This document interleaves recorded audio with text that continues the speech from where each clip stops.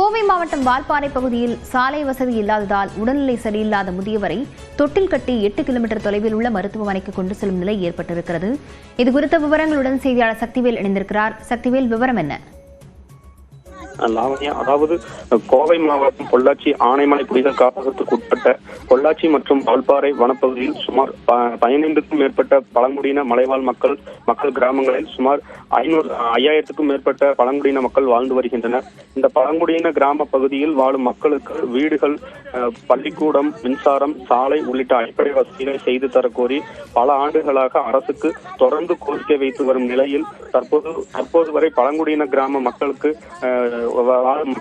எந்த ஒரு அடிப்படை வசதியும் கிடைக்கப் பெறுவதில்லை என இந்த மக்கள் தெரிவித்து வரும் நிலையில் வால்பாறை அருகே உள்ள உடும்பன்பாறை பழங்குடியின கிராமத்தில் வசிக்கும் முதியவர் ஒருவருக்கு திடீரென இன்று உடல்நிலை சரியில்லாமல் போனதால் அவரை சிகிச்சைக்காக மருத்துவமனைக்கு கொண்டு செல்ல சாலை வசதி இல்லாததால் யானை, சிறுத்தை உள்ளிட்ட வனவிலங்குகள் நடமாடும் கரடுமுரடான பாதையில் முதியவரை சுமார் 8 கிலோமீட்டர் தூரம் டோல் எனப்படும் தொட்டில் கட்டி தூக்கி செல்கின்றனர்.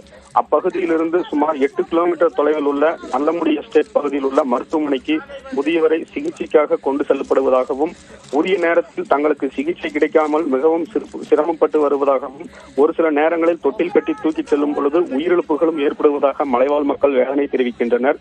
எனவே அரசு உடனடியாக பழங்குடியின கிராம மக்களை ஆய்வு மேற்கொண்டு கல்வி உள்ளிட்ட அடிப்படை வசதிகளை ஏற்படுத்தி தர வேண்டும் என கோரிக்கை விடுத்துள்ளனர். லாவண்யா, விவரங்களுக்கு நன்றி சக்திவேல்.